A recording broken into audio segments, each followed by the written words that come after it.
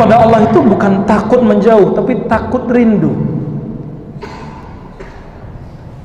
Nah, fitrahnya kalbu, kalau sudah ketemu namanya Allah, summa talinu juluduhum wa qulubuhum illa dzikrillah. Maka kalbu digertak dengan nama Allah, ditembakin ke kalbu, langsung dia tenang dia, ya. Paling dia menggigil sebentar, tenang. Dirikanlah sholat untuk mengingatku, menyebut namaku. Maka inti sholat adalah zikrullah.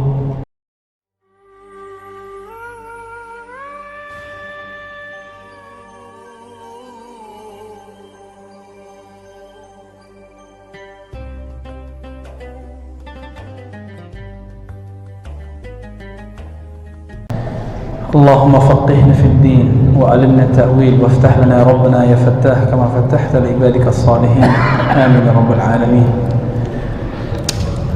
Bapak, Ibu, Saudara, ikhwan akhwat fillah, saya nggak ngapa-ngapain hari ini, tapi kok kerasa capek ya.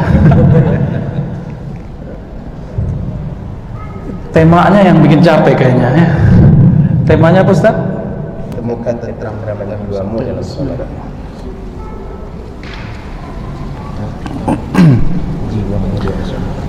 Berarti ada dua kata kunci, tentram dan sholat. Nah, dari situ kita masuk ya. Di dalam Al-Quran, kata tenang itu muncul sangat eksplisit dalam surat yang sudah sering kita dengar dalam bab zikir. Surah Ar-Ra'd ayat 28. Sering dengar? Ala bidzikrillah tatmainnul qulub. Ala. Orang Arab kalau mau ala itu yang ngantuk langsung bangun. Ala gitu. Hoi gitu. Jadi Allah tapi manggilnya halus. Ala, hey, sadar. Kamu sadar, kamu tidak akan tenang dengan game. Kamu tidak akan bahagia dengan jabatanmu. Kamu tidak akan bahagia dengan pasangan yang gagah cantik. Kamu tidak akan bahagia dengan gajimu yang gede. Kamu cuma bahagia. Nah, dalam bahasa Arab jika objek didahulukan, biasanya subjek, predikat, objek. Ini objek ini dimajukan bidzikrillah. Maka harus dipakai jar majrur. Bidzikrillah, hanya dengan menyebut Allah, menyebut nama Allah, mengingat sifat-sifat Allah, berhubungan kontak langsung dengan Allah. Tatmainnul qulub, qalbu menjadi tatmain. Qalbu itu bahasa Arab artinya taqlibah, suatu yang bergerak-gerak. Berkata Imam Al-Qushairi, imam ahli hadis mufassir yang ahli zikir, summiyal qalbu qalban litaqallubihi. Qalbu disebut qalban karena dia cepat sekali berubah. Kita kagum kepada seseorang, jam ini bisa jadi jam nanti sudah berubah. Cuma karena beda 0102 langsung kesel. Kan kita lihat ya, kita sudah lihat Pak, begitu cepatnya qalbu. Dulu, ini contoh saya sebut nama aja. Karena kita lagi kasih contoh, lagi ta'lim TGB. Sekarang yang milik nyoblos 02 pasti kesel sama dia. Tapi yang nyoblos 01 seneng sama dia. Kenapa? Dulu dikatakan next presiden Hafiz Mufassir Dr. Azhar, kakak kelasnya Ustaz Arnaf. Dulu digadang-gadang kayaknya melebihi semuanya. Tapi cukup dengan dia beda nyebrang politik dan sudah banyak orang benci. Begitu cepatnya kalbu membenci, ya kan? Jadi jangan percaya dengan pandangan pertama, jangan percaya dengan asumsi pertama, karena kalbu cepat berubah. Nah, banyak itu ya. Orang nikah kalau pesta di kantor, kalau di gedung mahal gak? Mahal. Berapa mahalnya? Udah pernah belum? Belum pernah dia ya. Mahal ya.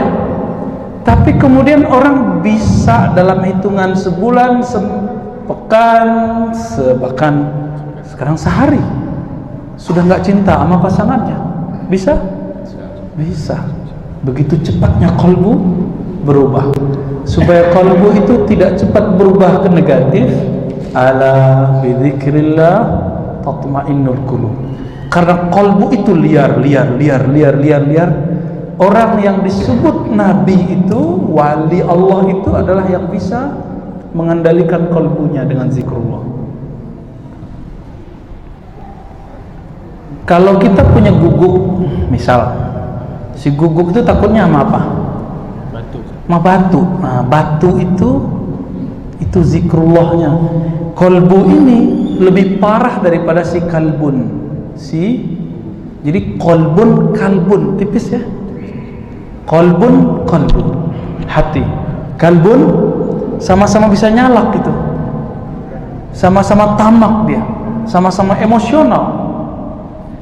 Bukan cocok logi ya, tapi itulah rahasia Allah membuat kalimat ini mirip.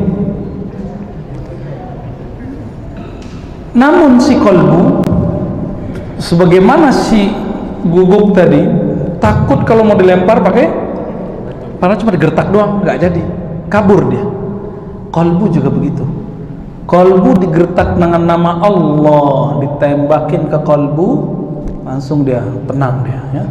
Paling dia menggigil sebentar, tenang. Apa dalilnya?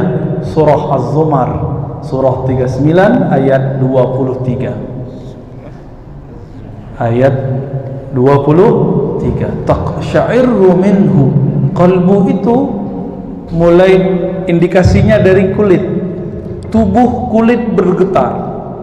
Minhu, karena Allah, karena ayat Allah, karena Al-Quran, karena zikrullah. Apa? Juludul ladzina yakhshawna rabbahum.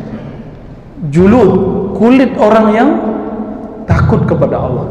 Kalau kita takut kepada Allah, rindu kepada Rasulullah, ada orang selawat kita menggigil, Pak. Ada getarannya, kayak ketarik di situ. Kenapa? Itu getaran rindu. Takut kepada Allah itu bukan takut menjauh, tapi takut rindu. Namun kalau bergetar terus kan bahaya, jantungnya nanti bisa jantungan. Maka fitrahnya qalbu, kalau sudah ketemu namanya Allah, summa talinu juluduhum wa qulubuhum illa dzikrillah.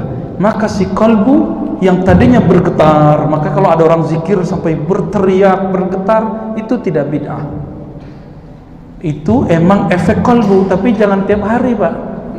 Ya, berisik juga kita ya, terganggu juga kita, dan tidak baik untuk jantungnya, dan tidak baik untuk emosionalnya. Dia harus dilatih terus zikir. Summa, pakai summa. Dalam bahasa Arab summa itu beda dengan fa. Summa itu nanti, akan, proses, kemudian gitu. Jadi ada prosesnya.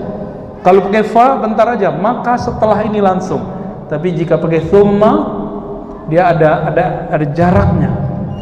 Maka orang kalau rajin merawat kalbunya, nanti kalbunya pasti lembut.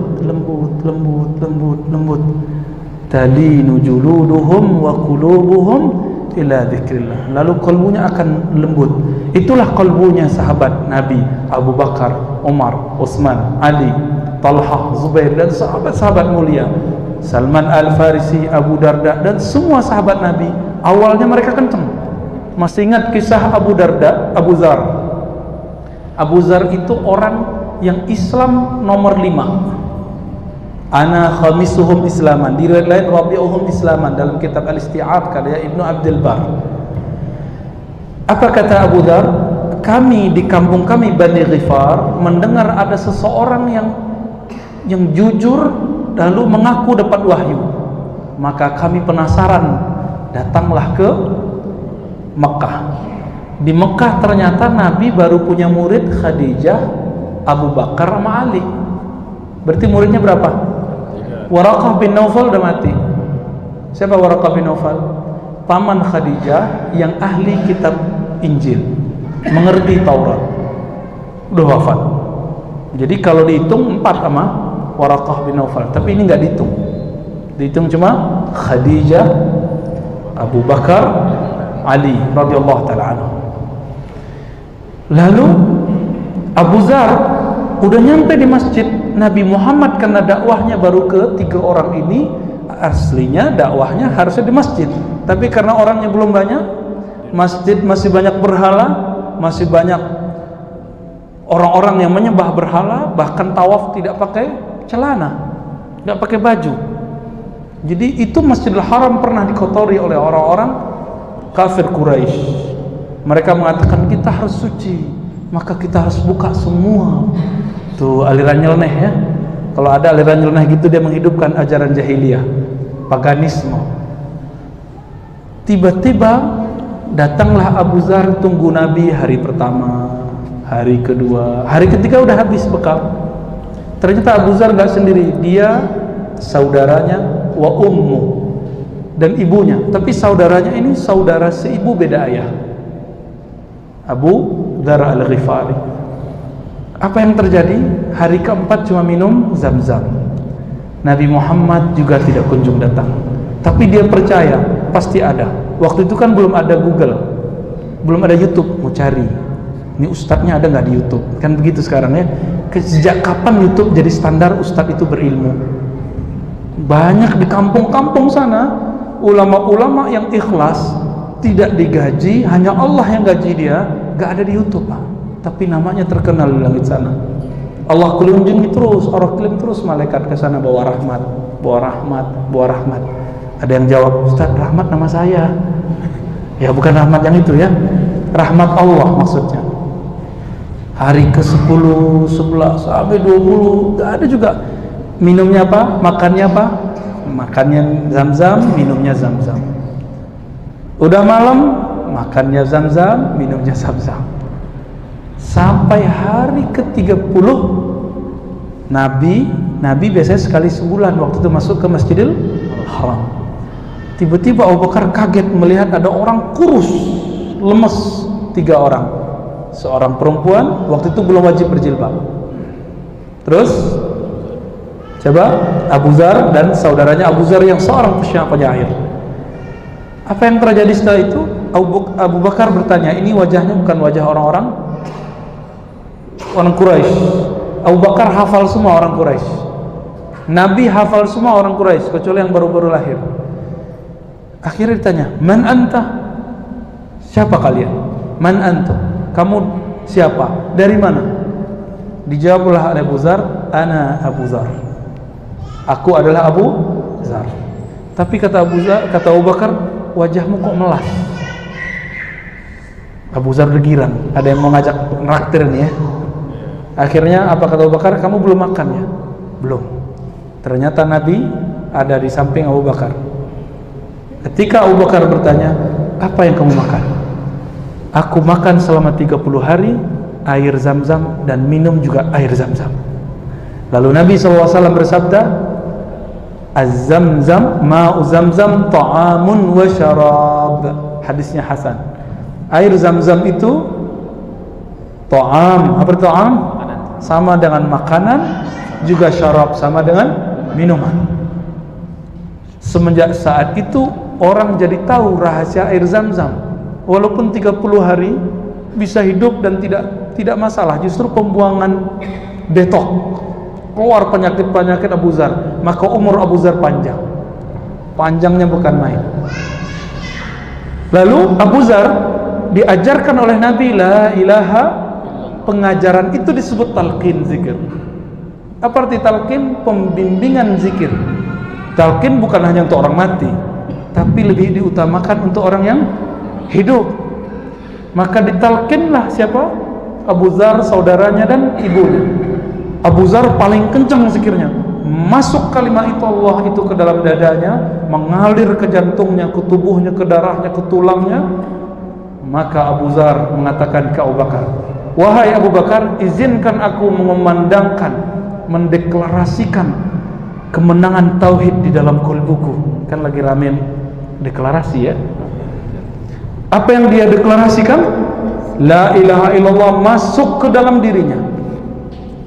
Apa kata Abu Bakar? Dulu aku juga kayak kamu, pertama dapat la ilaha illallah, pengen nunjukin ke orang, siapa aja ngelawan, aku lawan.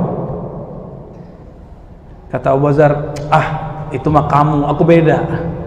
Tapi Abu Dzar terus, tanpa sepengetahuan Abu Bakar, Abu Dzar tembus ke Masjidil Haram yang banyak berhalanya saat itu, dan dia mengatakan asyhadu an la ilaha illallah. Itu kata-kata dia menggetarkan berhala-berhala semua. Semua orang kafir awalnya takut, tapi pas dilihat ini orang nggak dikenal nih, gebukin aja, digebukin, buh. Tapi dia nggak ngerasa apa-apa, langsung pingsan. Dia nggak ngerasa sakit, tapi udah bonyok. Tahu-tahu bangun, siapa yang membawa dia? Paman Nabi yang belum masuk Islam, namanya Ja'far, atau saudara Nabi ya, Ja'far, saudara sepupu Nabi. Ja'far mengatakan, kalian jangan coba-coba ganggu ini orang, saya kenal ini orang, namanya Abu Dzar, dia tinggal di daerah Ghifar, Bani Ghifar. Kalau kalian pergi berdagang ke utara pasti lewat kampung Abu Dzar. Orang Arab itu kalau kita bunuh satu orang kaumnya, maka nanti orang kaum sono akan datang sekampung menghancuri kaum kita, membunuh kaum kita. Maka kata Ja'far apa? La taqtuluhu, hentikan, jangan bunuh dia, karena nanti urat nadi perdagangan kita habis. Akhirnya orang-orang kafir Quraisy menghentikan pukulannya. Abu Dzar kemudian diselamatkan oleh Abu Bakar As-Siddiq. Pas dia siuman, apa kata Abu Bakar? Tuh, apa kata gue? Rasain loh gitu. Jadi ini emang orang baru dapat kalimatullah, semuanya pasti pengen pamer, walaupun benar. Baru dapat kajian A, pengen pamer. Baru dapat kajian zikir, pamer zikir. Baru dapat kajian sunnah, pamer sunnah. Kajian bid'ah, pamer anti bid'ah. Baru dapat belajar thariqat A, pamer thariqat. Baru dapat sanad A, pamer sanad. Emang itu fitrah manusia. Maka sabar-sabar sama orang yang suka pamer, nanti dia capek sendiri ya. Kita semua punya sikap pamer, Pak, semua, saya juga. Ayatnya itu kan ada di surah Al-Hadid, ayat keberapa itu ya, innamal hayatud dunya, hanyalah dunia itu apa? Main-main, senda gurau ya, apalagi tafakhur, lahun walaibun. Tafakhur, apa tafakhur? Berbangga-bangga dalam anak, harta, bermunafasah, begitu terus. Cuma itu dunia. Awal-awal dapat mobil gimana? Wah, bawa kemana-mana. Rumah aja deket dari masjid, bawa juga ya. Mau makan kemana deket, pakai mobil ya. Terus pura-pura ketinggalan barang. Maaf, ketinggalan di mobilku. Cilah, ambil dulu barangnya ya, biar kelihatan sama temannya. Mobil lu baru ya. Akhirnya ketahuan deh, mobil baru, motor baru, apalagi pasangan baru. Bahaya ini ya. Yang belum telan ludah aja ya. Allahumma shalli ala Muhammad.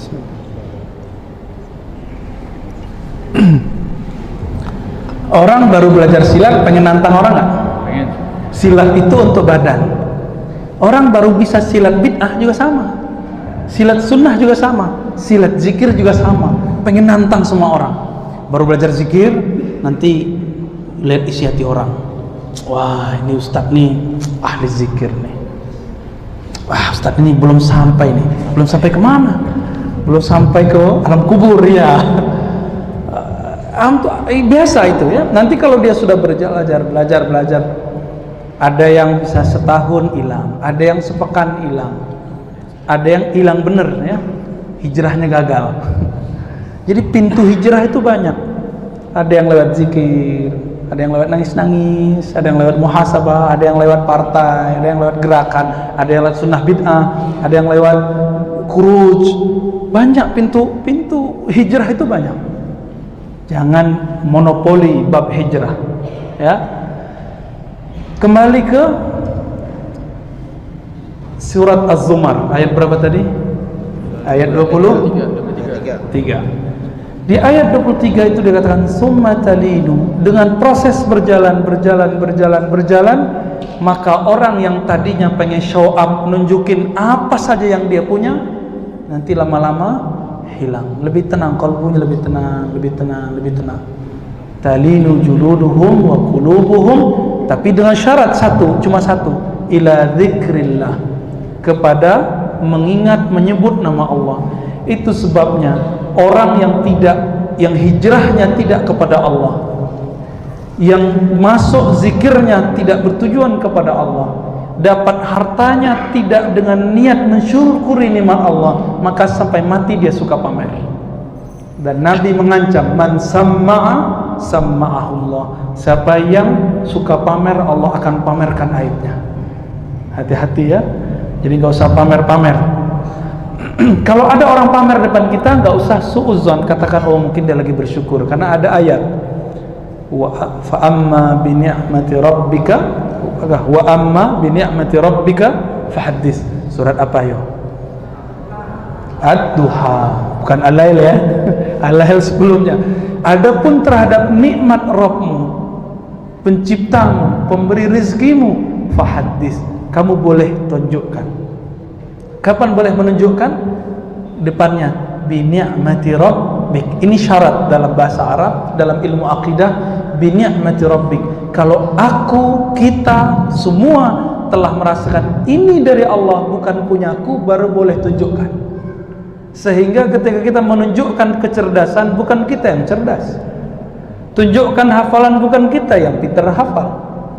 Tunjukkan kegagahan, kecantikan, bukan kita yang hebat dan cantik. Kenapa? Ada nggak yang lahir niat ngobrol ke maknya waktu lahir, mak, buatin aku hidung yang agak mancung ke depan dong, jangan mancung ke belakang. Bisa nggak? Nggak bisa. Kita sudah dapat begini sudah. Maka wajah ini anugerah Allah, tinggal disyukuri ya. Dulu saya berjenggot, ingin disebut akhi-akhian, pengen dipanggil akhi Ar-Razi, ikhwan Ar-Razi. Tertegun ketika ketemu seorang syekh dari Mesir, namanya dulu ngajar di ma'had kita 2 semester, Dr. Syekh Abdul Bashir Abdul Mu'ti, ahli lughah, ahli tafsir. Apa kata beliau ketika saya tanya, Syekh, tudarris fi ma'had kaza wa kaza, saya sebut, Anda kan ngajar di ma'had ini, itu ma'hadnya kan orangnya berjenggot, manhajnya ini dan ini dan ini, wa anta ma'indaka lihya, sedang engkau enggak punya satu lembar pun enggak ada, satu bulu. Apa jawaban dia? Dia lihat jenggot saya yang sedikit ini ya. Ya Ar-Razi, ana la utillu lihyah khaufan bihim. Aku tidak memanjangkan jenggot karena aku takut dihujat tidak semanhaj dengan mereka. Aku pun memanjangkan jenggot bukan juga ingin disebut ustaz. Aku kalau memanjangkan jenggot karena aku cinta Rasulullah, tapi cintaku belum kuat. Dia bilang gitu ya. Jadi ya sudah, aku begini aja dulu, tapi dalam hati aku cinta Rasulullah sallallahu alaihi wasallam. Bab sederhana, nggak sampai bilang kalau nggak berjenggot nggak halal, nggak usah terima khidbahnya. Waduh, kacau sekali ya. Kalau begitu kapan nikahnya? Yang berjenggot di Indonesia kan cuma berapa, apalagi Pekanbaru ini dihitung cuma berapa. Ternyata Imam Bukhari naruh jenggot di bab zina. Zina itu penampilan, wal libas, pakaian. Yang ingin mengikuti Nabi lahir batin, penampilan semua, berarti cintanya sudah full. Silakan ikuti jenggot Nabi. Ikuti Nabi kadang-kadang, jadi sekali seumur hidup panjangkan rambutnya segini. Saya berniat sekali seumur hidup, supaya di Sahih Bukhari dikatakan rambut Nabi menutupi separuh telinga dan sampai ke apa namanya ini, punuk onta ya. Ini onta apa manusia ini ya? Yaudah gitu deh namanya ya, kekurangan kosakata kita ya, sampai menutupi. Tapi jangan lama-lama. Kenapa? Zaman sudah berubah. Itu namanya sunnah urfiyah, sunnah tradisi Nabi saat itu. Baju keren ya begitu, penampilan keren yang begitu. Jenggot udah, tapi rambut belum, jangan sok sunnah dulu ya. Nabi itu pakai sarung, pakai celana. Saya hari malam ini udah capek 3 hari pakai gamis. Sekarang pakai celana, ya. Kenapa? Jadi ada siapa nih? Mana Syekh Rosid ini ya? Yang cilik. Dia bilang, saya kira Ustaz Rozi itu berjenggot panjang, putih separuh, berserban tebal, terus pakai rida, selendang, seperti habaib para masyaikh. Saya ketawa aja. Ya, kadang saya begitu pakaiannya, tapi saya lebih nyaman pakai ini. Nggak ribet, muter-muternya nggak ribet ya. Namun kalau ingin mengamalkan sesekali, tafadhal, kita punya sanad serban. Kita punya sanad Pak serban. Ada, alhamdulillah. Tapi sanad jenggot ada nggak? Ada sanad jenggot. Nabi itu kalau baca hadis lagi megang jenggotnya. Ada hadis yang musalsal namanya billahyah. Nabi megang jenggotnya waktu menjelaskan suatu hadis. Maka semua rawi hadis, periwayat hadis megang jenggotnya waktu menyampaikan hadis itu. Maka meranalah yang tidak punya jenggot, tidak Allahumma sholli ala Muhammad. Kembali ke surah Az-Zumar. Di surah Az-Zumar, zikir itu awal bikin kita bergetar, lama-lama bikin lembut, karena zikir itu mainan qalbu. Karena kalbu itu rajanya jiwa, rajanya badan, maka orang baru dapat mainan, nunjukin gak? Anak kecil baru dapat mainan, nunjukin ke temannya gak? Sama. Karakter itu akan berubah sebatas umurnya. Kalau mainan anak kecil ya mobil-mobilan. Kalau orang anak sudah gede, kalau anak umur 5 tahun, mobil-mobilan. Kalau udah 25 tahun, mainannya mobil beneran, motor beneran. Ya, tunjukin ke temannya. Kalau perlu, di zaman-zaman kita dulu masih unyu-unyu ya, tahu unyu-unyu nggak? Ya, masih culun-culun lah. Knalpotnya harus bunyi, bung bung bung bung bung, biar kedengeran sama awewe. Tahu awewe nggak? Ya, biar kalau jalan tuh dilihatin sama orang, wow keren gitu. Mobilnya dulu harus ngebul, asapnya tuh kemana-mana. Ternyata nggak sehat begitu ya. Itu dulu yang motornya begitu pasti sekarang kurus tuh. Allahumma sholli ala Muhammad. Oke, sekarang pindah ke surah Thaha ayat 14. Mencari ketenangan. Tadi sudah dirumuskan di surah Ar-Ra'd apa ketenangan itu? Cuma dengan menyebut nama Allah. Sekarang kita lihat apa posisi zikir dalam sholat. Posisi pentingnya zikir dalam sholat. Di bagian tengah sampai akhir Allah berfirman gimana? Aqimis salata, ayo yang hafal, aqimis salata li zikri, dirikanlah sholat untuk mengingatku. Tapi depan ayatnya apa? Innani anallah la ilaha illa ana. Ini disebut tauhid la ilaha. Tauhid la ilallah bukan teori, tapi tauhid la ilallah itu dibaca, diresapi. Jadi kalau habis pengajian sudah punya tauhid belum? Baru punya ilmunya, belum punya amalnya. Oleh karena itu Nabi selalu mengatakan, man qala la ilaha illallah, man qala la ilaha illallah, begitu. Jaddidu imanakum bi qauli la ilaha illallah. La ilaha itu bukan teori. Tauhid uluhiyah, rububiyah, sifat 20 enggak cukup. Itu teori. Harus ada prakteknya. Harus ada prakteknya. Kalau ada orang menunjukkan jurus-jurus silat di YouTube, kita lihat, kita ikuti. Udah bisa belum? Cepat bisa nggak? Setahun juga nggak lolos-lolos. Kalau ingin belajar membaca la ilaha illallah hanya pakai YouTube, tembus nggak ke kalbu? Tembusnya ke kuota. Nggak tembus ke kalbu, Pak. Jebol WA-nya, iya, berat. Kalau itu aja bisa berat, data apa yang kita lihat, yang kita rekam, yang kita tonton di WA itu, di HP itu bisa berat. Sebaiknya yang memberatkan kolbu itu apa? Kalimah-kalimah Allah. Bagaimana beratnya nama Allah? Coba lihat hadis Imam Tirmizi. Dalam hadis Imam Tirmizi dia katakan bahwa nanti di hari kiamat ada orang yang gak punya amal banyak, tapi dia punya rahasia di kolbunya. Ketika ditimbang amalnya oleh Allah, disuruh malaikat mizan, malaikat penimbang, ditimbang semua dosanya, disebutkan sijilat, sepanjang lembaran yang ada di zaman itu, di masa itu, di padang mahsyar, sejauh itulah, sebanyak itulah dosanya. Banyak nggak tuh?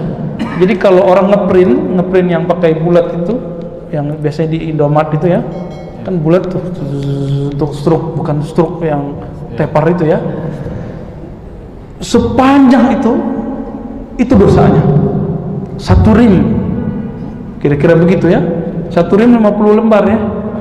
500, oh sorry, kurang nolnya. Sebanyak itu dosanya, akhirnya malaikat azab, penunggu neraka sudah siap mengikatnya dan menariknya. Tapi Allah berfirman, artinya malaikat pun tidak tahu isi kolbu. Yang di kolbu itu malaikat nggak tahu. Niat antum kesini ngapain Allah nggak tahu. Allah tahu. Kalau malaikat, jadi niat antum kesini yang tahu cuma, tapi malaikat nggak tahu. Yang tahu cuma kita. Dan begitu ajibnya kolbu. Coba ayatnya, surah Luqman.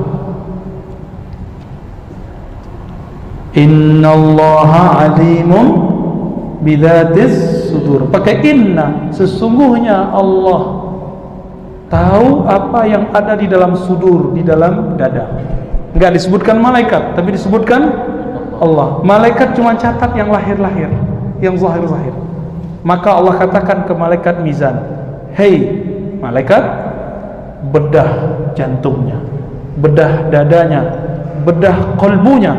Dulu kolbunya pernah bergetar nyebut namaku bukan? Cek, dibuka. Jadi selain Nabi Muhammad ada hamba Allah yang dibedah. Mau dibedah nggak nanti? Nah, nggak apa-apa dibedah. Dibuka, isinya bukan 01, bukan 02. Ada istighfar depan saya nih ya. Bukan selain Allah. Apa dalam kalbunya? Nama Allah. Allah. Dalam riwayat Imam Al-Baihaqi dikatakan Allah itu berdenyut. Di riwayat Imam Tirmizi, la ilaha illallah, la ilaha illallah, la ilaha illallah. Terus jalan kalbunya, gak pernah berhenti. Ternyata dia waktu wafat, dia dapat talqin zikir la ilaha illallah, mati. Saat kolbunya bergetar, mati. Maka kolbu yang bergetar ini tidak pernah mati, cuma tubuhnya yang mati. Dari dia mati sampai kiamat berapa lama itu getarannya? Ditimbanglah kolbu yang ada nama Allah bergetar itu. Karena di surah Al-Anfal gimana? Iza dzukirallahu wajilat qulubuhum, disebut nama Allah, kolbunya berdenyut kencang. Seperti orang, bisa jadi orang jatuh cinta, ketakutan, atau mau ujian kan deg-degan. Yang kemarin ikut ujian CPNS deg-degan kan? Ada yang tangannya udah letoy duluan ya, udah gemetaran, nggak jadi, salah terus mencetnya. Saya nggak pernah ikut ujian jadi nggak tahu. Ya. Mau meramar, getaran kolbunya sampai ke lidah, akhirnya ngomong manggil mertuanya mas, gak diterima jadinya ya. Begitu efek kolbu. Ditimbanglah nama itu, kolbu itu, kolbunya diambil, timbang. Semua dosanya ditaruh. Awalnya masih begini-gini ya. Lama-lama ternyata yang di dalam kolbunya keluar, tambah berat. Makanya orang yang kolbunya ada nama Allah, kata-katanya bisa tebar, masuk ke kolbu kita, tembus ke kolbu kita, bukan masuk kanan keluar kiri. Itulah Nabi itulah pewaris para nabi, para sahabat, pewaris para sahabat, para tabi'in, tabi'ut tabi'in, sampai hari ini mereka masih ada. Makanya kita mesti berguru ke orang yang bersanad, bukan yang ngaku-ngaku. Bukan yang ngaku-ngaku ikut nabi, tapi yang buktikan bahwa dia ikut nabi dengan bersanad. Bersanad itu bukan cuma ijazah, aku ijazahkan, bukan. Bersanad itu berguru, mulazamah. Apa arti mulazamah? Kita senantiasa konsisten berguru ke orang itu. Jadi kalau ngajinya cuma pas tablik akbar, ya salam. Ini tempat mengingatkan saya ke sahabat saya, siapa ya? Ustadz Zul Henry ya. Itu orang alim, masih muda, ilmunya luas melebihi umurnya. Silakan disemarakkan. Ini inisiasi beliau kali ya, tempat begini. Emang beda Pak, kalau duduk di atas begini, itu rasanya beda. Makanya ulama-ulama Al-Azhar, ulama-ulama sebagian di Yaman, kalau ta'lim dia buat mimbar begini. Pas saya buka hadis, mimbar Nabi kayak gitu atau kayak gini?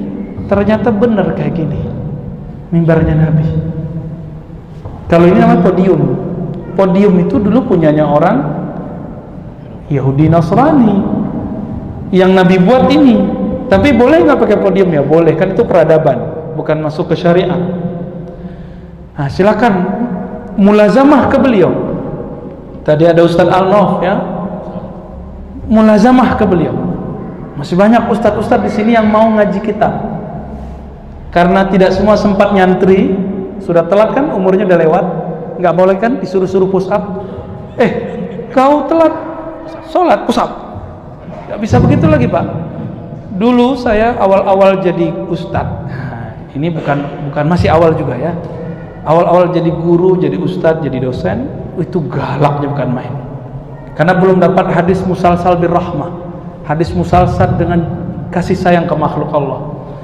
Ada yang ngantuk dikit, saya bilang, anta kum, berdiri, sudah ya. Nggak jarang saya usir. Kamu main-main ya, kita lagi baca hadis, kamu kok baca buku selain hadis? Ukhruj. Dulu galak Pak, untung kita ketemu hari ini ya. Jadi yang ngantuk-ngantuk tak tidur aja lah. Tapi nggak ada ngantuk nih, alhamdulillah ya. Alhamdulillah. Kolbu begitu. Dia kalau sudah terus ditempa, lama-lama dia tambah halus. Coba ini filosofi, belajar ke alam. Karena Allah mengatakan siru fil ard, jalanlah di muka bumi. Itu ayat tertulis. Ayat tak tertulisnya apa? Kalau kita lihat orang ngasah sabit, masih ada nggak orang yang nyabit rumput sekitar Pekanbaru? Udah susah ya. Wah belagu, sok kuto ya, seorang kota. Coba kita keluar Pak, lihat di situ ada orang nyabit rumput pakai sabit. Kalau agak sedikit susah narik rumputnya, terus diapain? Diasah. Ngasahnya, asahannya ada dua, ada yang halus, ada yang kasar. Kalau dia pengen cepat, dia pakai yang mana? Pakai yang kasar dia. Tapi kalau dia pengen lama tahannya, dia pakai yang mana? Tapi lama nggak ngasah pakai yang halus? Boleh cepet-cepet nggak? Enggak, emang halus juga, halus. Bahkan kadang nggak bunyi. Tapi kalau yang kenceng itu, yang kasar itu, ya bunyi deh. Begitu Pak. Orang yang baru dapat ilmu kajian baru itu kasar-kasar ngomongnya kadang. Kita semua begitu. Kalau kata teman saya, ikhwan khuruj, jemaah tabligh, ngejos tak gitu. Tahu ngejos nggak? Ya kayak bukan jos yang minuman kuat itu. Lagi jos, lagi semangat. Kalau kata teman kita ikhwan muslimin, lagi ghirahnya tinggi tak? Apalagi tuh ghirah, semangat. Ya. Kalau orang pesantren hamasah, wahimmah, semangatnya lagi melangit tak? Emang nggak bisa dihadang itu. Itulah kelebihan anak muda. Tapi kalau anak tua dapat kajian keras, kita lihat mukanya, kita udah kesal duluan Pak. Lah bapak ini udah bau tanah masih aja mau cari masalah di masjid ya? Mau nyalahin kita aja. Nah, tapi sabar Pak, dia badannya tua tapi ilmunya kan masih muda. Nanti lama-lama dia capek. Saya udah ketemu ratusan orang yang curhat mengatakan, Ustadz saya dulu keras, orang kayak Ustadz nih habis saya hina. Terus kok Bapak nggak hina saya? Oh kan dulu Ustadz ya. Jadi kalau sekarang saya dihina orang, saya maklumi. Oh berarti ini baru hijrah ya. Hijrahnya pintu yang beda sama pintu kita. Dimaklumi aja Pak. Nah, kalau antum disalahkan teman, udah maklumi aja. Ya terima kasih. Karena setiap kali ada orang menghujat kita, Allah angkat kita. Apa kata Nabi? Ma tawadha'a ahadun illa rafa'ahu Allah. Tidaklah seseorang menerima direndahkan, termasuk Nabi menerima enggak waktu direndahkan oleh orang-orang Taif? Dilempar pakai apa? Dilempar pakai batu, bahkan pakai tai onta. Nabi terima? Bahkan doakan mereka kebaikan, bukan doain laknat atas kau, gitu enggak ya? Enggak ada. Kenapa sekarang kajian kita dinodai dengan kalimat laknat? Air putih ini hanya mengeluarkan air putih. Kalau warnanya ini apa warnanya? Merah, coklat, ya terserah deh. Keluarnya mungkin nggak putih? Mungkin nggak keluarnya putih? Kalau air kopi di dalam gelas keluarnya kopi hitam atau susu. Kalau di dalamnya toilet keluarnya apa? Kosakata toilet. Najis. Apalagi? Oh, ngomong kotor ya. Vulgar. Kalau di dalamnya ada kebun binatang keluarnya apa? Guguk, gitu ya. Gajah, mending gajah. Gede. Ini disebut apa? Harimau, babi, Allahu Akbar. Babi mah haram. Ya, kalau di dalamnya ada kebun binatang, keluarnya nama-nama binatang. Apa di dalam kalbumu? Coba goyang, tadi mau jatuh ya. Kita goyang teko, kita goyang gelas, keluar isinya. Jika isinya nama Allah, Asmaul Husna, keluarlah nama itu. Jika isinya kebun binatang, keluar satu-satu. Guguk, kalbun, mending kolbun, ya, mending nama si dia, ya, dia Allah maksudnya. Tapi ini yang keluar apa? Dikasih pertanyaan dikit, ustadznya sensitif, langsung keluar kalimat-kalimat tidak pantas. Berarti belum pantas dia untuk berbicara qalbu. Itulah problem kita hari ini. Fanzur amman ta'khuzuna dinakum. Maka perhatikan gurumu, pilih gurumu yang benar-benar, yang lahir batinnya mewarisi Rasulullah sallallahu alaihi wasallam. Jangan hanya sorbannya, jangan hanya kopiahnya, bajunya, celananya, betul akhlaknya semuanya. Ada orang cantik duduk samping kita di bus. Awalnya senang. Kita perhatiin dikit ketus dia. Kau nih apa lihat-lihat berjenggot tapi nggak qatul basar. Bisa juga dia ngomong qatul basar. Tahu qatul basar kan? Jaga mata. Ngerti juga tuh akhwat yang kurang baju ini ya. Iya, namanya mata kan melirik dikit-dikit ya. Dia bilang, jadi cantik nggak dia? Galak ya. Galak nggak jadi cantik. Ada orang bening kulitnya tapi apa aja belagu, nggak mau salaman sama orang, najis ya. Ketemu orang, bau. Dia cantik tapi akhlaknya tidak cantik. Ada orang bersorban tapi akhlaknya tidak akhlak sorban. Ada orang bergamis tapi tidak akhlak gamis. Ada bersarung tidak akhlak sarung. Bukan melarang pakai ya, bukan melarang nggak pakai baju, bukan. Nanti yaudah Ustaz saya nggak pakai baju aja, bukan. Maksud saya kalau cari guru jangan tertipu sama pakaian. Li'annal ajabu fil libas, kekaguman terhadap pakaian cuma sampai dia ngomong. Kalau dia udah ngomong ketahuan isinya apa. Ya. Aqimis salata lidzikri, ini bagian terakhir. Dirikanlah salat untuk mengingatku, menyebut namaku. Maka inti salat adalah zikrullah. Oleh karena itu Nabi itu mengajarkan zikir. Ada zikir yang temporal.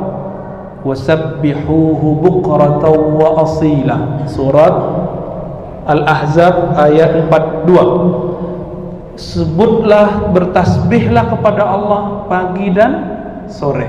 Itu zikir namanya zikir muakkad, zikir yang ada waktunya, muayyan. Kita sebut zikir maksurat, ratib, hizib, apapun namanya.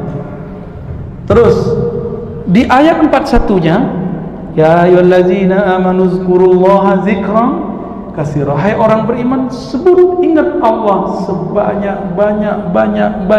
Kalau banyak itu 100 banyak nggak? 500 banyak nggak? 1000 banyak nggak? Jadi boleh nggak kalau zikir 1000? Terus kalau ada yang bilang, Nabi nggak pernah zikir 1000, gimana jawabnya? Gimana cara jawabnya? Tanya balik sama dia. Quran itu turun ke Nabi bukan? Dia pasti jawab, iya. Bacain ayat ini, surah Al-Ahzab ayat 4. Ya ayyuhallazina amanu zkurullaha zikran katsira. Hai orang beriman, zikir sebanyak-banyaknya. Banyak di situ kan tidak dikatakan tak terhingga, enggak. Banyak. Yang penting banyak angkanya. Yang banyak angka atau apa? Angka perasa. Rasanya banyak. Ada nggak begitu? Manisnya banyak. Bisa nggak begitu? Orang bilang banyak angka. Jumlahnya banyak. Baru benar? Oke. Maka itu ingin menyebutkan angka. Ada ulama memilih zikir tiap hari 1000. Ada yang memilih 5000. Ada yang memilih 10.000. Ada yang memilih 70.000. Itu banyak. Jadi tidak bid'ah. Oh Ustaz, ente salah. Nabi cuma zikir subhanallah 33 kali. Wah, ini belum khatam Sahih Bukhari nih. Ya, nggak usah Bukhari deh, Al-Azkar Nawawi aja 1 jilid. Bukhari kebanyakan 4 jilid. Udah khatam belum Azkar Nawawi? Belum ya? Ya udah, apa dong? Arba'in. Itu mah dikit ya, 40 hadis nggak ada tentang yang tadi. Nabi SAW ternyata zikirnya macam-macam. Ada yang angkanya 1, ada yang 3, ada yang 15, 10, 15, 25, 50 nggak ada.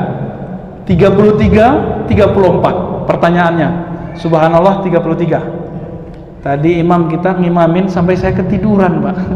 Allahu Akbar, Allahu Akbar. Saya tidur, tuh mimpi itu ya. Saking indahnya suaranya. Terima kasih Pak Imam ya. Mana imam kita tadi? Ya, biasanya saya kalau zikir tuh melek. Ini kok 2 hari 3 hari di Pekanbaru, setiap kali orang zikir saya ketiduran terus. Kita udah lama cari tidur, lagi duduk udah lama. Ini baru ketemu kemarin. Ya, saya kira di bekam hilang Pak, ternyata enggak. Udah bekam kita kemarin, oh ternyata itu nikmat ya. Biasanya terasa lama jadi pendek. Kalau Nabi zikir 33, itu 33. Itu 33 batasan atau contoh? Kalau contoh berarti boleh kurang, boleh lebih enggak? Kalau itu batasan, kurang dari 33, 32 bid'ah. Masa kita zikir 32 bid'ah? Ya. Ya udah lebih 35, bid'ah enggak? Kalau ada orang mengatakan zikir 1000, 2000 bid'ah, kasih tanya itu, gimana kalau zikirnya 35? Bid'ah enggak? Kalau dia bilang bid'ah, ya salam. Fa'arid anil jahilin, maka berpalinglah dari orang jahil. Enggak usah dilayani lagi sudah. Ya salam ya akhi. Kalau enggak bisa debat, ya salam ya. Ya salam itu artinya apa? Lepaskan semua aib, lepaskan semua apa yang tergores di kalbu, biar nyaman hidup ini. Orang yang paling sempit dunianya, orang yang paling banyak debatnya. Kita udah nggak debat tapi nonton debat, sama aja. Nyesek nggak nonton debat? Nyesel. Malam ini sampai Ramadan nanti semoga ketemu Lailatul Qadar. Kurangi debat, jangan nonton debat lagi. Kasihan kolbu. Kolbu kita kasihan Pak. Mata ini udah nonton, udah seneng dia matanya. Telinga dengar seneng. Kolbu seneng nggak? Tersiksa dia. Maka kolbu kita bilang, bro, udah dong, sis, udah dong. Nggak kita dengerin. Otak kita budek di situ. Dia bilang, asik loh. Kan seru ya ngeliat orang tengkar. Emang kita punya bakat, emang pengen melihat orang beradu. Itu kan dulu zaman-zaman di Minangkabau dulu kan ada perang Padri. Mereka menghapus perang ayam. Tahu nggak perang ayam? Adu ayam. Emang seneng Pak, saya waktu kecil pernah ngadu ayam. Ya. Tapi kemudian baca sejarah perang Padri. Itu ayam kita jago sekali, warnanya aneh. Nggak ada warna seperti itu. Itu tajam, apa namanya di sini? Taji ya, bukan taring ya. Kalau dia begini, bisa 2 ayam langsung tepar. Sakti juga nih ayamku nih ya. Judul ada candunya. Itu ngeliat ayam candu kita Pak. Oke, sekarang ngeliat orang tengkar, seneng nggak? Seru ngeliat orang tengkar itu. Maka dibuatlah pertengkaran resmi sambil main-main, dikasih juara tuh tinju-tinju ya. Orang yang agak cerdas sedikit, dia nggak mau lagi tinju-tinju, capek ngeliat tinju-tinju, mending tinju-tinju otak. Itulah debat. Ya, maka lakulah ILC, lakulah Najwa Shihab. Laku, kenapa? Makanan otaknya orang itu pertanda udah dewasa dikit. Belum dewasa banyak. Itu sebenarnya kabar baik Pak. Saya awalnya senang. Wah, makanannya orang Indonesia bukan hanya lagi adu ayam, bukan lagi adu petinju, adu survei, adu quick count. Aduh, capek Pak. Kita udah nyoblos kan? Kayaknya ada yang beda nih. Ya nggak apa-apa toh. Nanti hisab sama Allah sendiri kok. Kita kan punya alasan sendiri. Bapak salahkan Allah. Ini baru 1/4 dari bab zikir yang saya sampaikan untuk sholat, belum zikir yang lain. Tapi saya rasa sudah cukup lah ya. Jadi inti dari sholat itu zikir. Inti dari ujian matematika itu apa? Rumus-rumusan terus dilatih-latihkan. Maka sebelum orang megang ujiannya, dia latihan buat soal nggak? Maka perlu sekolah. Sholat itu kayak ujian.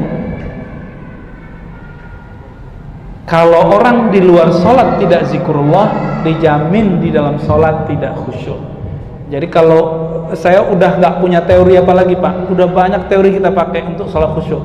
Teori saya cuma satu dan itu ampuh. Mau sholat khusyuk?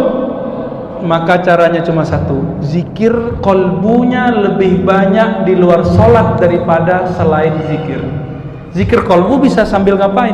Bisa sambil kerja, bisa sambil berkendara, bisa sambil ngajar, bisa sambil ngapain? Si kolbu nggak terganggu. Namun untuk bisa zikir kolbu, kalau nulis nama di kertas pun, itu dirimu umur berapa bisa nulis? Kelas 3 udah bagus tulisannya belum? Kelas 5 ya, berarti 5 tahun baru mantap nulisnya ya. Bisa nulis sambil dengar, itu udah kapan? Sambil dengar nulis kelas 1 SMP. Artinya dari TK, anggaplah dari kelas 1 sampai kelas 6 baru bisa sambil nulis, sambil dengar, sambil ngobrol bahkan bisa. Maka orang yang bisa sambil itu harus sabar, diasah lama-lama, diasah kolbunya terus diasah. Maka sambil ngomong bisa zikir. Semoga bermanfaat. Mohon maaf jika ada kesalahan dalam menyampaikan. Semoga Allah tutup aib kita. Astaghfirullah.